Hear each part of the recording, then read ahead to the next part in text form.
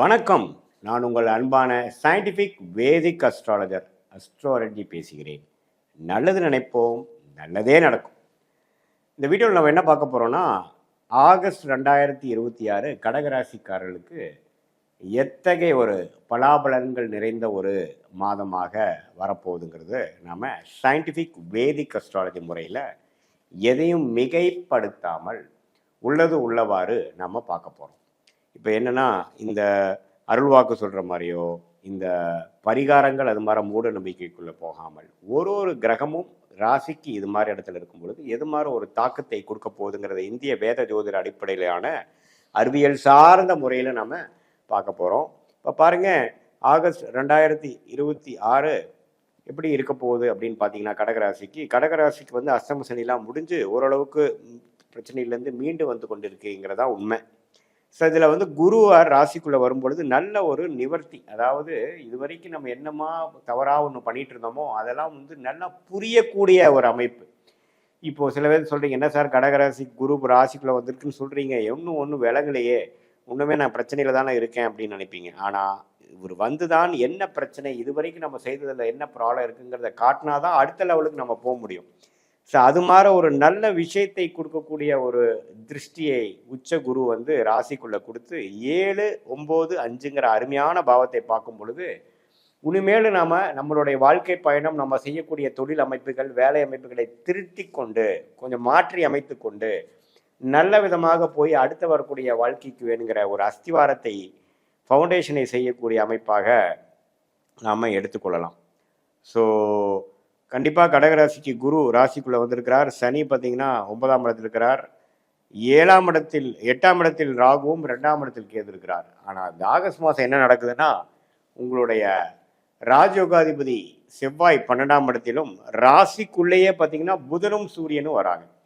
So 2ஆம் இடத்து அதிபதி புதன், சூரியன் பார்த்தீங்கன்னா ராசிக்குள்ளே வருவது, புதன் ராசிக்குள்ளே வருவது நம்ம ஒரு நல்ல அமைப்பு. குருவோட சேருகிறார்கள். ஸோ எப்போ ஒரு குருவோட புதன் சூரியன் சேருகிறார்கள், அதே மாதிரி சுக்கிரன் 3ஆம் இடத்துக்கு வரங்கும் பொழுது நல்ல ஒரு அமைப்பு தான். அதாவது புத்தி கூர்மை உண்டு சில விஷயங்கள் செய்கிறது, இது வரைக்கும் நம்ம என்ன மாதிரி தப்பு பண்ணோங்கிறத தெரிஞ்சு இப்போ டோட்டலாக ஆல்டர் பண்ணுறது.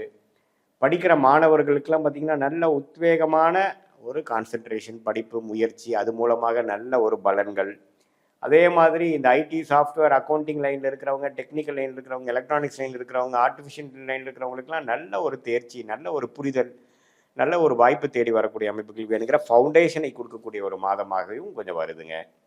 ஸோ இப்போ எப்படின்னா, இந்த ராசி இவ்வளோ ஒரு குரு புதன் சூரியனுங்கிற ஒரு நல்ல கிரகத்தின் தாக்கத்தில் மாதம் முழுவதும் இருக்கும் பொழுது ஒரு நல்ல சில விஷயங்கள் பல மாதமாக போட்டு கொண்டிருந்த திட்டங்கள் வந்து கொஞ்சம் செயல்படுத்தி அதில் கொஞ்சம் ரன்னிங்க்கு வரக்கூடிய அமைப்புகள், அல்லது பெரிய பிரச்சனையில் மாட்டிக்கொண்டு இருக்கக்கூடியவர்களுக்கு ஒரு சின்னதாக ஒரு ஓப்பனிங் கிடைக்கக்கூடிய அமைப்புகள் அதெல்லாம் வருதுங்க.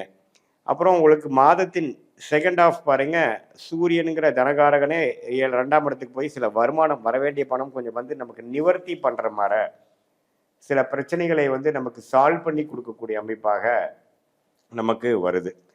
ஸோ இதுதான் பார்த்தீங்கன்னா, அந்த உங்களுடைய ஜாதக அமைப்பில் பார்த்தீங்கன்னா, அந்த கடகராசிக்கு குரு புதன் சூரியன் செவ்வாய் 12 இருக்கும் பொழுது என்ன, உங்களுக்கு வந்து ஏதோ ஒரு இடமோ வீடோ ஏதோ ஒரு விஷயங்கள் விரயம் பண்ணி கூட சில பிரச்சனைகள் சால்வ் பண்ணிக்கலாம். அதுக்கப்புறம் அதை ரீஇன்வெஸ்ட் பண்ணி இன்னொரு இடத்துக்கு கொண்டு போகலாம். அது மாதிரி விஷயங்களும் கொடுக்கக்கூடிய அமைப்புகள் இருக்குது. ஸோ குழந்தைகள்னால ஒரு நல்ல விஷயங்கள், வேலை தொழிலில் கொஞ்சம் முனைப்பான ஒரு முயற்சி, அதே சமயத்தில் சில ஒரு அஷ்டம சனியிலேருந்து கொஞ்சம் மீண்டு வந்து இப்போ கொஞ்சம் அடுத்த லெவலுக்கு போகக்கூடிய ஒரு அமைப்புகளும் இந்த வருஷம் நான் ஸ்டார்ட் பண்ணிட்டேன் அப்படிங்கிற அமைப்பு. ஸோ இந்த குரு பயிற்சி அற்புதமான ஒரு பயிற்சியாக இருக்கிறனாலையும், புதன் சூரியன் ராசிக்குள்ளே வருவதனாலையும், 2ஆம் இடத்துக்கும் சூரியன் வந்து மாத இறுதியில் போகிறனாலையும் நல்ல ஒரு அமைப்பு.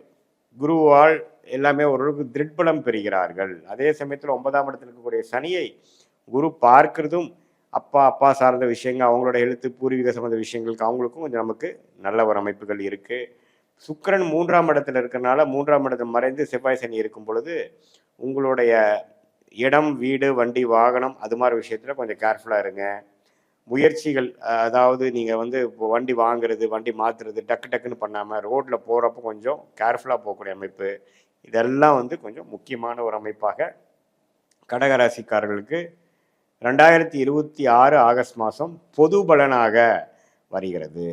இது பார்த்தீங்கன்னா மேலோட்டமாக பார்க்கும் பொழுது ஓரளவுக்கு நல்ல அமைப்புகள் இருந்தாலும் இப்போ கொஞ்சம் அப்படியே நீங்கள் செய்கிற விஷயத்துக்கு உடனே பலன் கிடைக்கலினாலும் செப்டம்பர், அக்டோபர், நவம்பரில் நீங்கள் ஆகஸ்ட் மாதம் இது மாதிரி சில விஷயங்கள் டெசிஷன் எடுத்து நீங்கள் பண்ணீங்களோ, யாரை கான்டாக்ட் பண்ணி பண்ணீங்களோ, அல்லது மாணவர்கள் வந்து எது மாதிரி லைனில் நீங்கள் போய் ஜெயிக்கலான்னு முடிவு பண்ணீங்களோ, அல்லது வியாபாரிகளாக இருக்கட்டும், சீனியர் சிட்டிசனாக இருக்கட்டும், என்ன சிந்தனை வந்ததோ அது பிற்காலத்தில் ஒரு நல்ல பலன்களை கொடுக்கக்கூடிய ஒரு அமைப்பாக கடகராசிக்காரர்களுக்கு இருக்குது. இது பொதுவான பலனே தவிர உங்களுடைய பிறந்த தேதி, பிறந்த நேரம், பிறந்த உரை வைத்து திருக்கணித பஞ்சாங்கத்தில் ஜாதகத்தை போட்டு நம்மளுடைய கன்சல்டேஷனில் நீங்கள் பார்க்கும் பொழுது உங்களுக்கு எது மாதிரி தசாபுக்திகள் போய் கொண்டு இருக்கிறது, எது மாதிரி அமைப்பு உங்கள் ஜாதகத்தில் இருக்குது, சயின்டிஃபிக்காக எப்படி தெரியுது, டிகிரி அடிப்படையில் பார்க்கும் பொழுது கர்மா எப்படி வேலை செய்யுது, பாஸ்டில் எப்படி வந்தீங்க, இப்போ ப்ரெசண்ட் எப்படி இருக்குது, ஃப்யூச்சர் எப்படி போக போகுது, நீங்கள் எது மாதிரி முடிவுகள் எடுக்கலாம், ஏன் இது மாதிரி ஒரு சூழ்நிலை நமக்கு வந்தது, இதுலேருந்து எப்படி நம்ம தப்பிக்கலாம், எந்த மாதிரி திசையில் நம்ம வந்து வாழ்க்கை பயணத்தை நம்ம மேற்கொள்ளுமான்னு பண்ணணும்னா ஒரு நல்ல ஒரு அமைப்புல ஒரு பிரச்சனை இல்லாத ஒரு அமைப்புக்கு ஃப்யூச்சரில் நம்ம போக முடியும். எது மாதிரி துறை நமக்கு யோகமாக இருக்குது, எது மாதிரி துறை யோகம் இல்லை, எப்போ கடன் அடையும், எப்போ நமக்கு வந்து பெரிய பிரச்சனைகள் முடிவு வரும், எப்போ உடல் உபாதைகள் குறையும், எப்போ கல்யாணம் ஆகும், எப்போ வந்து குழந்தை பேர் கிடைக்குங்கிற மாதிரி வாழ்க்கைக்கு வேணுங்கிற எல்லா விஷயங்களும் நம்மளுடைய தசா புக்தி அந்தர சூக்ஷமத்தை இப்போ நம்ம பேசின கோச்சார ஜோதிடத்தையும் சேர்த்து வைத்து பார்க்கும் பொழுது நல்ல அமைப்பாக நமக்கு வந்து இந்த ஒரு மாதம் வந்து ஃப்யூச்சருக்கு வேணுங்கிற எல்லா முடிவுகளையும் எடுக்கக்கூடிய ஒரு அமைப்பாக எப்படி வருதுங்கிறதையும் நம்ம கண்டிப்பாக பார்க்கலாம். இப்போ பாருங்கள், சில பேர்த்துக்கு பாருங்கள் தொழில் பண்ணலாமா, வேலை பண்ணலாமாங்கிறது ஒரு சந்தேகம் வரும்.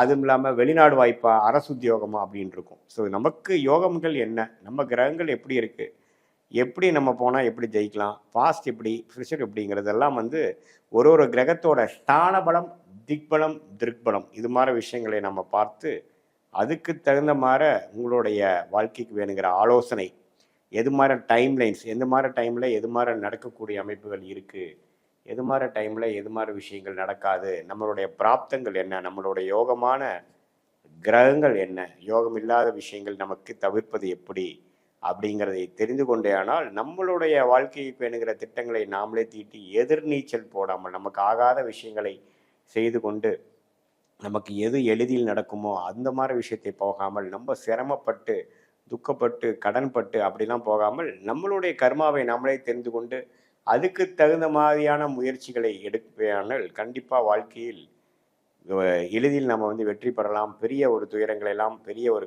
பிரச்சனைகளை நம்ம தவிர்த்து வாழ்க்கையில் வெற்றி பெற முடியும் என்று சொல்ல விரும்புகிறேன். மீண்டும் மற்றொரு காணொலியில் சந்திப்போம். நன்றி, வணக்கம்.